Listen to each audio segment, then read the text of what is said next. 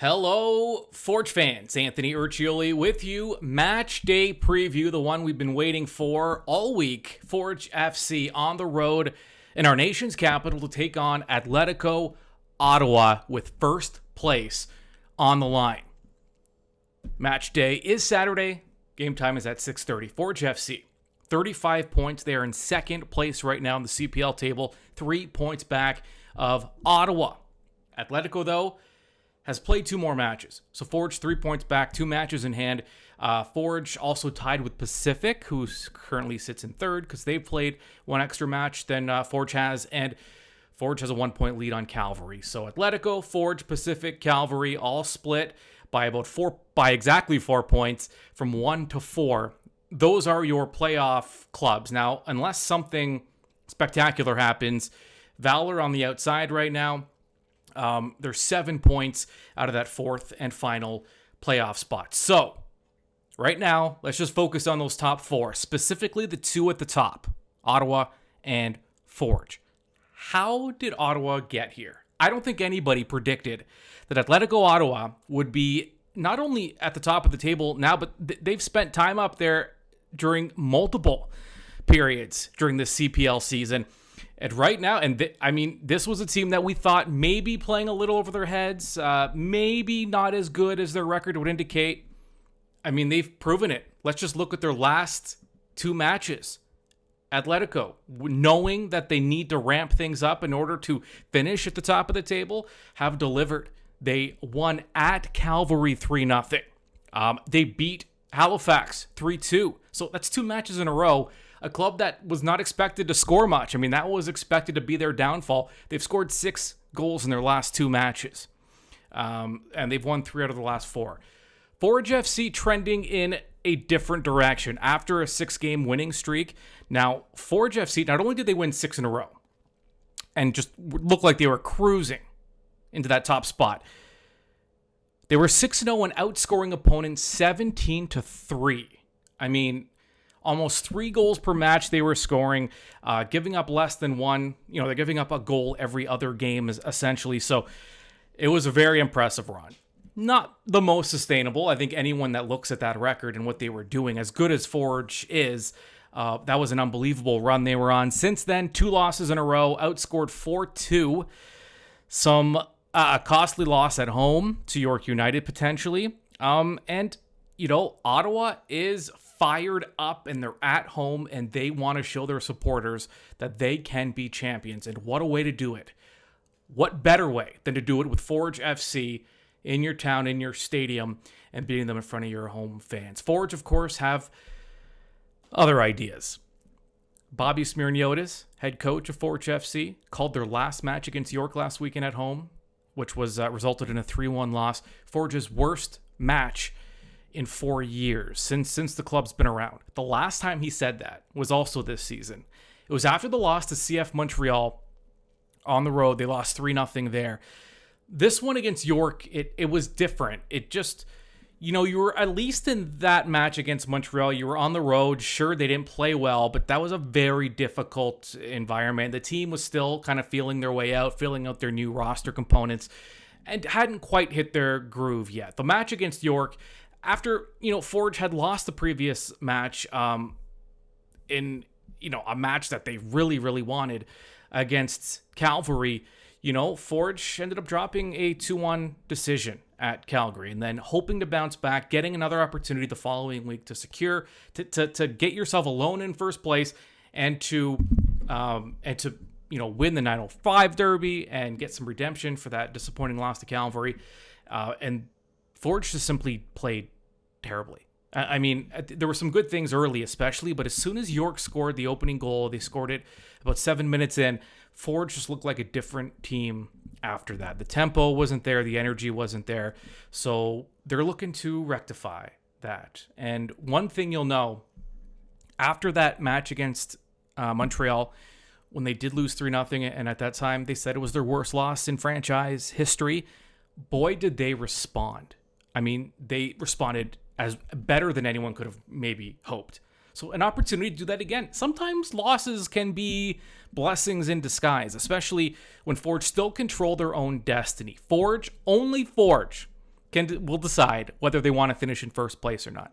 Because if they show up and if they play their game in and out, game to game, not taking any of these games off, we know how they can be unbeatable when they play their game.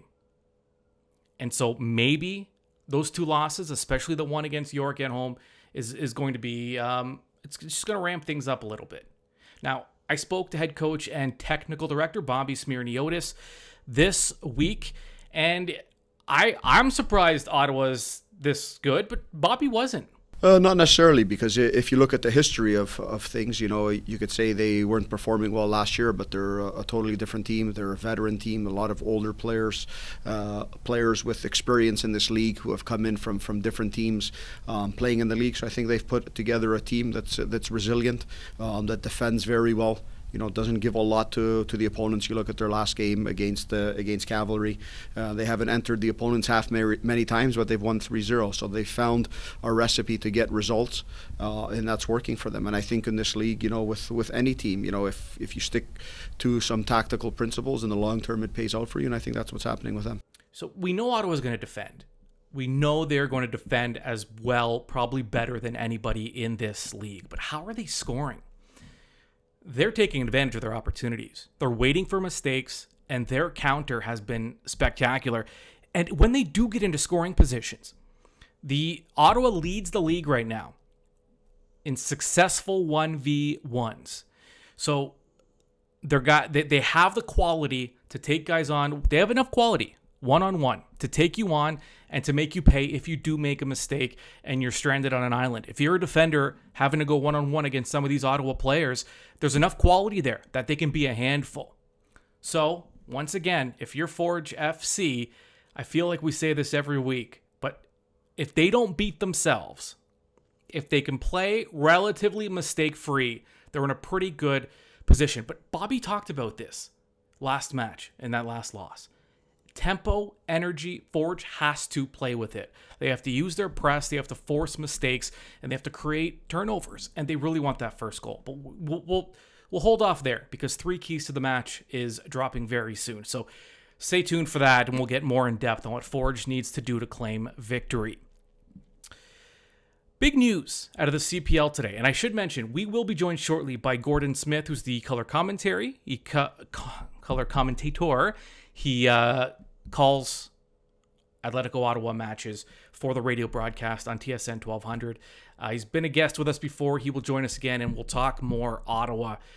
I need to mention, though, big news for the Canadian Premier League, the announcement of a new CPL commissioner, and it is Mark Noonan. Not only will he be CPL commissioner, he's also going to be CEO of Canadian Soccer Business. Mark has a very, very impressive resume. He's from Westport, Connecticut. He spent a lot of time in the U.S.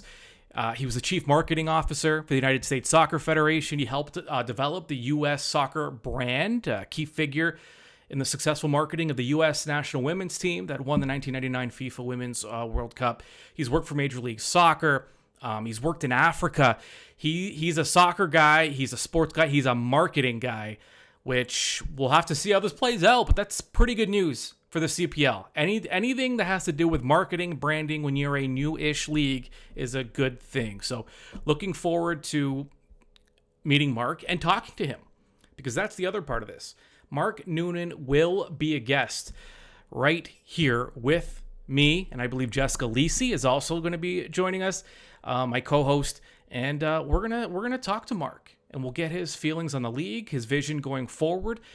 And you can ask questions as well. That's right.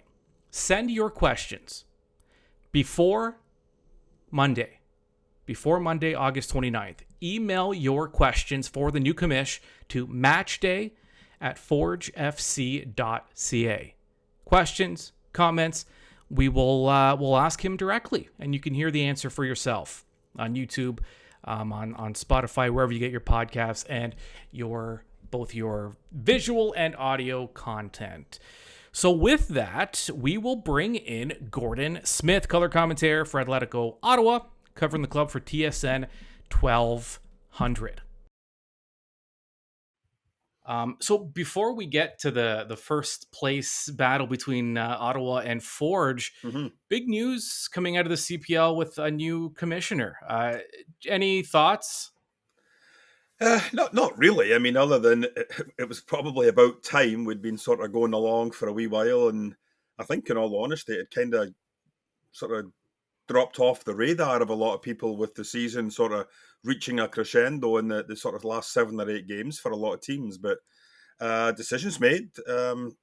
Best of luck to the lad. I'm sure he's gonna need it. It's a big job. It's a big task. Dual. Sort of CSB, CPL. And I think if everyone agrees they've got the right man, then we've got to give him the full backing. Fingers crossed that everything works out and that we can take the right positive steps for this league going forward, Anthony. And I thought it was a key that, Mark Noonan has a very extensive marketing and branding Hmm. background, which would be pretty important if you're still a new-ish league, still kind of trying to find your footing in some of these markets. Yeah, and I think, there's already been positive sponsorship within the CPL. But I think if he's able to branch into, I think one thing that maybe we're a little bit weaker on is local sponsorship for, like within the Ottawa area or within the Halifax area. I mean, obviously there are some local sponsors, but if you're able to drive even bigger and better local sponsorship, then fair play to them. But I think overall it's got to be looked on as a positive hire, and we move forward and hope that everything goes according to plan as far as the committee that was tasked with finding this next commissioner is going to do. Yeah, and you've been following the sport for a while in this country and in Yeah, Ottawa. yeah. And it looks like, we're at a point now where soccer in Canada isn't just this, we used to always talk about how, oh, it's the most popular sport among children and it's Hmm. growing and it's growing. It seems to have finally hit a point now where it's a business and there's a lot of money to be made from it. There certainly is. And I mean, when you think back to the old Fury days, OSEG got out of the market, I think, in a lot of reasons because they were losing a lot of money. There was a lot of money on a year by year basis that was just going out the window. I don't want to speculate on any figures, but it was certainly up there.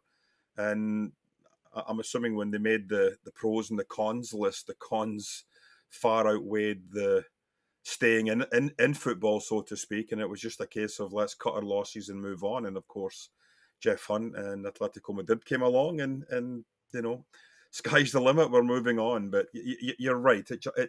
It is seeming like we're getting to a better place. We've already got Vancouver coming in as a new team next year. We're hoping that there may be a 10th team added at some point over the next 6 months to a year to hopefully start maybe in 2024. So a lot of positives right now for football here in Canada. Yeah, and we know that CPL will eventually be expanding into that Windsor area with the former CPL commissioner being awarded a team. So Yeah. the expansion, it's happening pretty quickly. Like I don't know what I expected when the league was announced, but we're getting big things are happening. It's nice. Yeah, I think the one thing that you've got to be wary of is that we've still got to get into Quebec. We've got to make inroads Mm, into Quebec, and fingers crossed that's part of the new commissioner's mandate is to get us a team in Quebec, whether it's Quebec City, whether it's somewhere on the outskirts of Montreal. I know we don't like to compete with MLS, but you've got to do something to make sure you get into that really, really large market. And if Windsor is a done deal, and I coming and going, I'm not sure if it's 100% a done deal. I know there is discussion that he's been offered a franchise. I don't know if it's been announced that they are sort of going to become an actual team in the CPL. And if they are, and if that's part of the process, then that's great. But I think we've got to start getting into provinces that we don't have position in right now. Obviously, Ontario, we've got 3 teams. Alberta, we've got nothing in Saskatchewan, nothing in Quebec. I'm pretty sure Saskatchewan could be a real gold mine for yeah. football, for soccer, if it eventually does get all the sort of infrastructure problems sorted out and we move on from there. Would it be nice to get a team out even further out past Halifax? Certainly it would. And that way we're a true coast to coast if we do get into Newfoundland. But right now, let's get to 9. Fingers crossed we get to 10 in the next 6 months to a year. And then who knows where things go from there. All right. Well, we do know where things are going this weekend, and that Yeah. is a big time battle between Forge and Ottawa. I'd been asking coaches, players if they're surprised to see that Ottawa still kind of Hmm. hanging around and now taking over top spot. Yeah. No one sounded surprised, which, Yeah. I mean, I don't know what your expectations were going into the year, but it's been impressive. Well, the expectations, at least from my point of view, and I think my broadcast partner AJ Jackiebeck, that I'm sure you're aware of, we would expect in playoffs. I mean, there was no reason with the players that were brought in, the coaching staff that was brought in, that a top four position was not going to be a goal.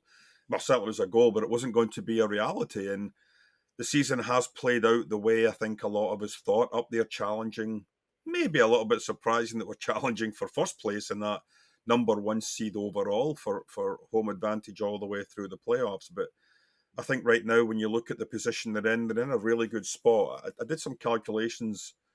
I think it was yesterday or the day before. When you look at, to me, the only other team that can crash the top four is a Valor. But I mean, I think unfortunately Halifax and York, they're just running out a driveway to get enough points to get into the top four. But Valor's close thereabouts. So I think Valor's got something like 8 games left, which is 24 points to pick up. Well, even if they Mhm. were to pick up 5 wins out of those 8, and that's a big ask because it's higher than the percentage of wins they've got. I think they've only got 7 wins out of their 20 games so far. But let's give them the benefit of the doubt and say they get 15 points by hook or by crook. I think that only puts them at a maximum of 42, which is only 4 points ahead of where Ottawa is right now. So, Right. and theoretically, if you take that approach, Ottawa just needs to pick up 5 points in their remaining 7 games, and they pretty much guarantee themselves a playoff spot, top four. So, I think it's looking good for them. I think overall they've had that type of season where they haven't allowed losses to mount up. We talked about Mhm. they've had 5 losses this season, and after every loss, they've picked up points, 3 wins and 2 draws. And I think that's something that to finish in a top four position, you've got to be able to do. You can't allow that bleeding to continue. You look at a situation right now, since that 4-0 game a month or so ago, that Forge actually, took Ottawa out the backyard and gave them a whooping. Um, Ottawa's gone on. They've won 3 and lost 1 out of their 4 games, whereas Forge, on the other hand, have lost 2 and won 1. The one game coming against Halifax in a 1-0 win. So, sort of, both teams have diverged a wee bit. You would have expected Forge to go on and just keep putting the pedal to the metal, so to speak. But they've hit a wee bit of a lull. Bobby obviously said the last game against York was one of the worst that he's actually seen by his team, and for him to say that, that's something, because the quality and the expectations at Forge are that high that to make a statement like that it's probably one of the worst he's seen in his time coaching, that's quite a lot to say for a Forge team that I'm sure will be looking to bounce back and get some sort of a same result that they did a month ago. Yeah, and the real winners, regardless of the outcome, is probably going to be the neutral supporter who's looking at two teams. I would be shocked if either team fails to show up. Yeah. I mean, Ottawa's motivated for various reasons. Forge is motivated. These are going to be two clubs that are at least near their best. And Hmm. for Ottawa, as we know, Ottawa's if not the best defending team in Hmm. this league in terms of their structure and their shape and their Yeah. discipline. Yeah. But they've been able to score. I mean, I think it's 6 goals in their last 2 matches. How Yeah. where does the offense cut? I mean, is it as simple as saying that they're being opportunistic and winning on these counters? What's been working for them offensively?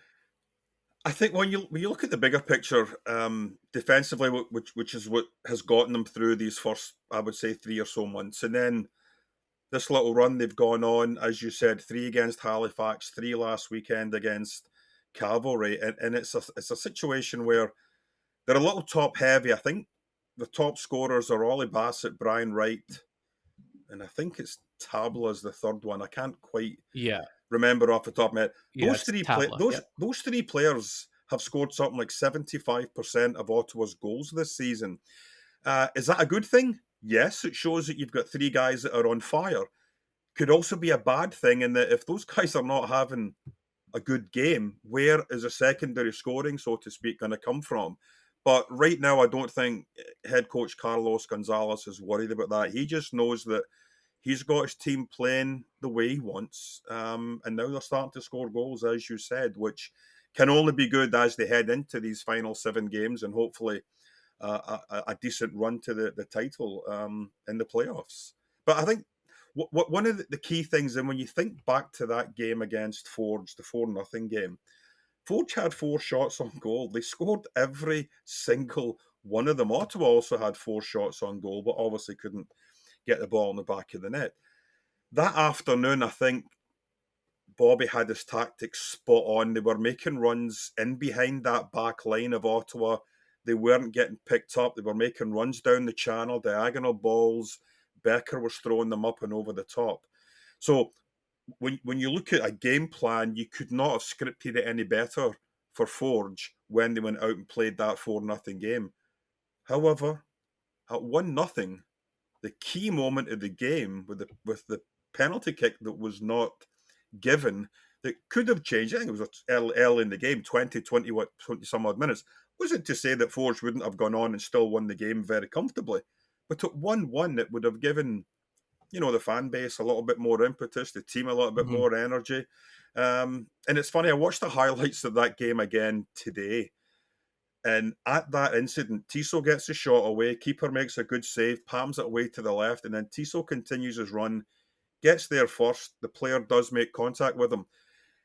And that's all well and good that nobody make, but Kyle Becker standing at the edge of the 18-yard box, and you literally see him putting his hands up to his head. I hadn't noticed that before until today, as if to say, Yeah, I didn't notice that. uh-oh, that's a penalty. And then he looks at the official, she doesn't give it, and everything sort of go. And I think at that point, the game started to get away from Ottawa. Their emotions started to kick in. They felt a little bit aggrieved that some of the calls weren't going their way, Anthony. And that just went from bad to worse. Second goal was scored, third early in the second half. And that third goal, unfortunately, came about a minute or two after Ollie Bassett at the other end had a shot that just went inches wide of that left-hand post. And if that goes in at 2-1, again, you're talking a different result. But 4-0 at the end of the day, it may not have been Ottawa's best performance, but I certainly enjoyed watching the way that Forge played that afternoon. It was exceptional football. The possession, the movement, the running into space. You couldn't, as I said, have asked to as a neutral, to sit and watch a better game, and hopefully it'll be a little bit better reversal of fortune for Ottawa here coming up on Saturday night. Is the fan base? I mean, is this a playoff type atmosphere now? Are the fans really just fired up for this opportunity to? It's not just about winning, right? You get Forge, so a win against a team like Forge, all of a sudden now you're 6 points or however many points they'd be clear of Forge. I mean, there's a lot at stake here. Is the fan base embracing the moment? Oh, most definitely. I think back to 2015 when the Fury went on their run to the NASL Soccer Bowl. The semi-final that was played here, they just over 9,000, just under 10,000 actually, for that semi-final game against Minnesota. And you have to remember, the previous year they'd had 13,000 or so for their opening game at TD Place against the Cosmos. A few days later, when Glasgow Rangers came to town, they had just under 8,000 for that game. So the potential is there. And it's like everything else. If you're a winning team, you're going to get more people out to the stadium. It's an unfortunate dynamic that's how it is in football right now, or any sport really. I mean, the Senators were fighting the same thing. They were down to 14, 15,000 the last number of years because they haven't been winning. So as this plays out and it gets closer, the dub, as they're affectionately known as Section W, it just seemed to get louder and louder and louder every single game. And that's what that culture's all about. We started it in 2014 with the Fury. It left in 2019, only be it for a few months.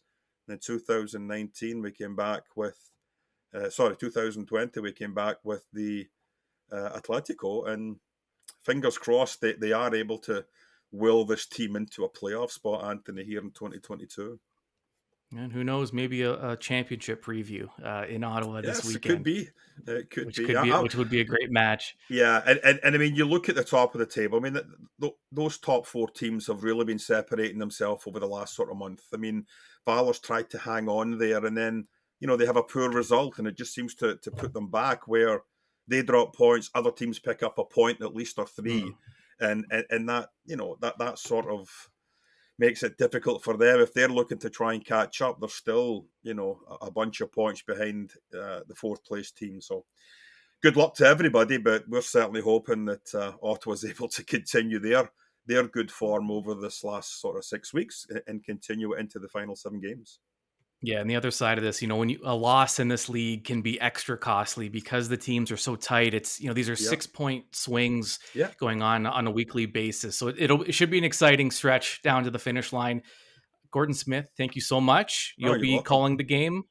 Yeah, so it's kind of funny. So I'm normally doing color commentator. AJ's normally doing play-by-play, but AJ has to do the Red Blacks game. He's going to be out in Edmonton.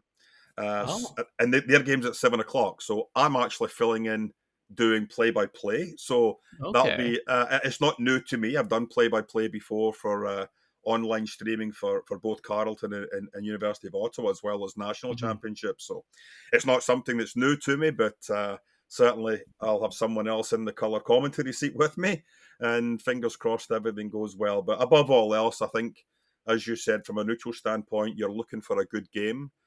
And fingers crossed we're able to get that, and not I'll hammering one way or the other. Certainly if Ottawa wins 4-0, I wouldn't complain, but I'm sure we're going to get a quality game either way, and Ottawa will definitely be up for it. Whether it's a revenge game or not, Anthony, I don't want to call it that for now, but certainly it's going to be on their mind, because 4-0 was not a flattering scoreline that afternoon. Awesome. All right, Gordon Smith, thank you so much for doing this. Cheers. You're very welcome, Anthony. All the best. Cheers. All right. Always a joy talking to Gordon. He's been around for a while, and he's covered a lot of soccer in this country, and especially in our nation's capital. So Forge, Ottawa, Saturday, 6:30. Be sure to tune in. I mentioned 3 keys to the match. That'll be coming out very shortly. So however, wherever you listen and get your Forge content, it will be up shortly. And Forge on the road now for 3 straight matches, which let me skip ahead, because Forge will return home for a huge one. September 10th, 5:00. That's a Saturday. Forge hosting Cavalry FC. And a huge promotion for you. September special. With your, for $29.99. So for $30 a ticket, you get a gold level ticket and a bench beer sampling. So you get your beer, you get your tickets, and then while you're there's even more beer, because it's $5 beer till kickoff. But $30 will get you the ticket and that beer. So fun promotion for September, as we know that match against Cavalry is going to be a huge one. But first things first, taking care of Ottawa. That happens this weekend. I enjoy talking to you. I love it. I gotta go though, but we'll talk to you soon. We are the Forge, the mighty, mighty Forge. You just don't think you understand. Forge FC is prepared, and now you are informed. This has been Match Day Preview with Anthony Urciuoli on the Forge Audio Network. Subscribe on Spotify or wherever you get your podcasts.